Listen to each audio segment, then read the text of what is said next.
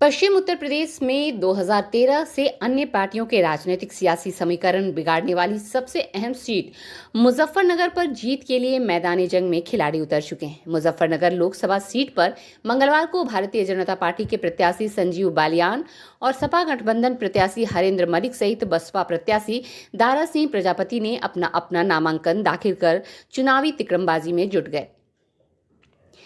इस दौरान मुजफ्फरनगर पहुंचे उत्तर प्रदेश सरकार में उप मुख्यमंत्री ब्रजेश पाठक नगर में स्थित बीजेपी लोकसभा कार्यालय पर पहुंचे, जहां उन्होंने एक सभा को संबोधित किया। मंच से लोगों को संबोधित करते हुए उप मुख्यमंत्री ब्रजेश पाठक ने कहा कि मुजफ्फरनगर में विपक्षी प्रत्याशी की जमानत जब्त हो जाएगी।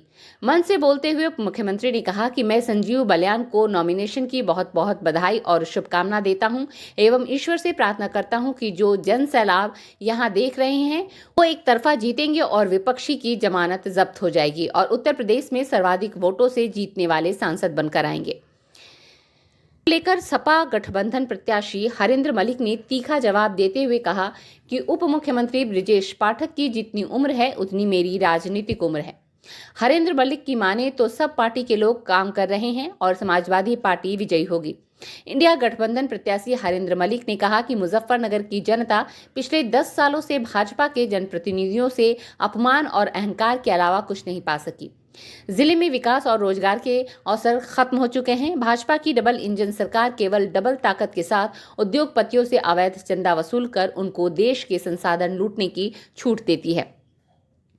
नामांकन करने पहुंचे भाजपा प्रत्याशी संजीव बालियान से जब इस बाबत पूछा गया तो उन्होंने चुटकी लेते हुए कहा कि हरेंद्र मलिक जो कह रहे हैं बिल्कुल सही कह रहे हैं। अब उनकी उम्र हो चुकी है, नए उम्र के लोगों को मौका देना चाहिए।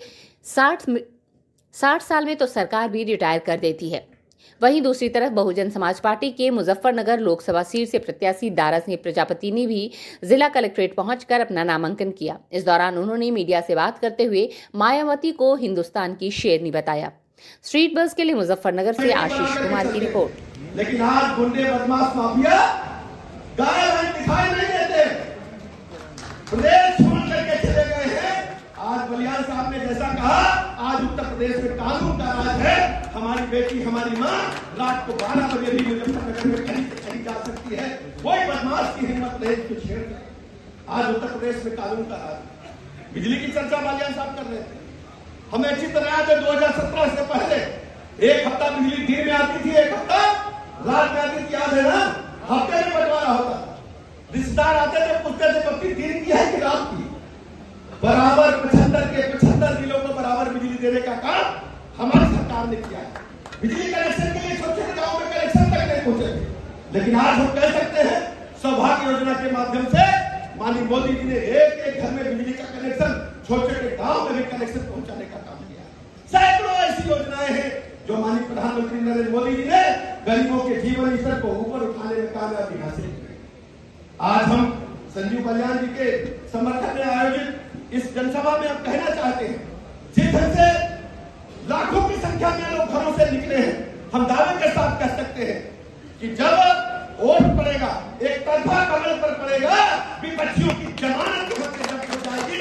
आज उत्साह लेकर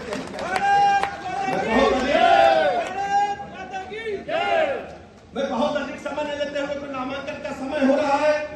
आप सबको बहुत बहुत बधाइयां देता हूं, शुभकामनाएं देता हूं और संजीव बालियान जी को इस बात के लिए बधाई देता हूं कि 10 बरस लगातार कई बार ऐसी परिस्थितियां आई, लेकिन संजीव बालियान जी जनता के साथ चट्टान बनकर के खड़े रहे, चट्टान बनकर के खड़े रहे। जब भी लखनऊ मेरा भाई आता है, हमेशा कुछ न कुछ मुजफ्फरनगर के लिए ले जाने की बात करता है।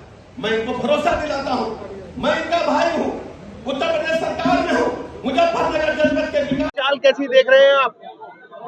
देखो, आज जो बहन जी ने सर्व समाज के लिए मुझे यहाँ भेजा है, चाल सबको मालूम है कि हाथी की चाल कैसी होती है। बाबा साहब के जो अनुयायी हैं सब कितने मजबूत है और अति पिछड़ा दलित सब समाज मेरे साथ है, तो चाल तो मजबूती होगी, बहुत मजबूत चाल है, कमी नहीं है कि चाल में। आप देख रहे हैं आप अपने सामने। मैं खुद आज की तारीख पहले नंबर पे है। हमसे होगी किसी की, हमारी तो किसी वो नहीं है। हम तो क्या आंकड़ा है आपके पास जीत का? है जी, क्या आंकड़ा है आपके पास? आंकड़ा आज की तारीख में आप सर्वे करा लें, कोई ऐसा समाज नहीं बचा, सर्व समाज नीचे से लेके दलित, मुस्लिम, अति पिछड़ा, पिछड़ा जितना भी है वही बताए। सुन, कोई जो वोट ना दे रहा हो आपको आंकड़े जांच करा ले जी। टिकट मिलते ही बुलडोजर फिर गया। वो तो देखो सरकार है, और सरकार का आपको पता भी किस तरह से व्यवहार कर रही है। मैं तो एक छोटा सा कार्यकर, तो बड़े बड़ों का इन्होंने बुलडोजर का जेल में डाल दिया। तो बुलडोजर फेरना इनका काम है, दबाना इनका काम है, धमकाना इनका काम है। तो वो हम सब ने सहन किया, आज मैं यहाँ तक पहुंचा। जैसे आप चुनाव लड़ रहे हैं, क्या आप पे दबाव पड़ सकता है इसके अलावा भी? अब क्या दबाव पड़े, अब तक जो झेला दबाव पे सहन ही नहीं करूंगा, अब तो क्या मतलब काहे का दबाव पड़ पाएगा। अब तो मैं बिल्कुल पर्चा दाखिल कर दिया, बहन जी का सिपाही हूं, और पहले से जिस दिन से आया था उस दिन से मैं एक इंच भी नहीं पीछे हटा। बताओ हटाऊं तो इस तरह का समर्थन क्षेत्र में देखने को मिल रहा है। मुझे सर्व समाज, कोई ऐसा समाज नहीं जो मुझे समर्थन ना दे रहा हो आज की तारीख में। आप जांच करा लें, हर जाति। गद्दावर सभी नेताओं ने पर्चे भर दिए हैं, किस तरह का समीकरण देख रहे हैं? चुनाव हम जीत रहे हैं। हमारे साथ हर वर्ग का वोट है, 36 जाति का वोट हमारे साथ है और ये सबको जानकारी है।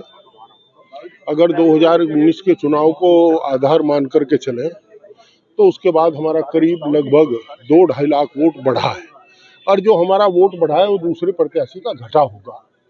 और जिसको कोई दिक्कत हो समझने में, वो फील्ड में जा कर के पता कर ले।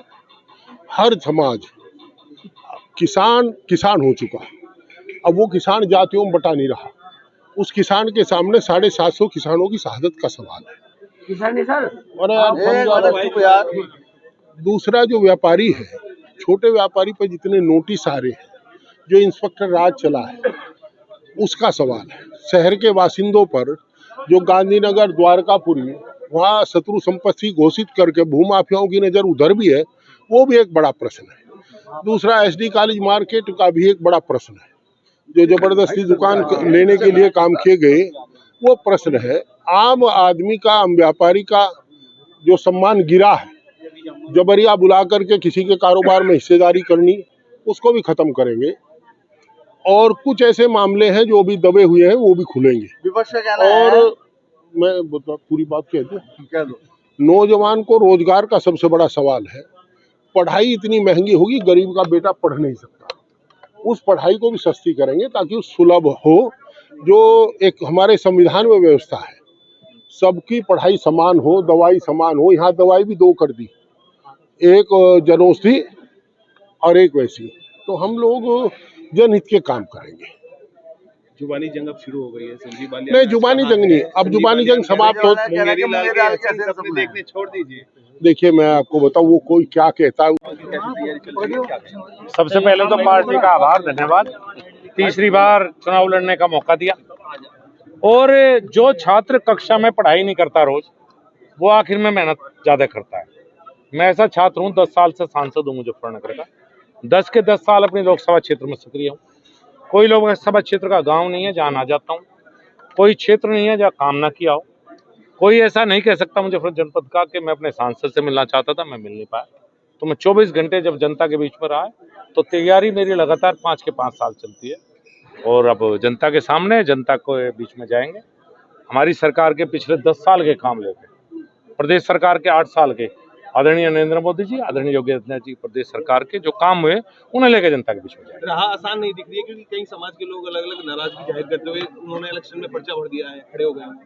किसी व्यक्ति से किसी पूरे समाज का आकलन नहीं करना चाहिए। समाज बहुत बड़ी चीज है, व्यक्ति बहुत, मैं खुद हूँ, मैं चाहे किसी भी समाज से आता हूँ, इसका मतलब ये नहीं कि मैं ही सब कुछ। मंत्री सपा के सांसद हैं ST हसन, उन्होंने कहा है जालिम का खात्मा इस बार करना है।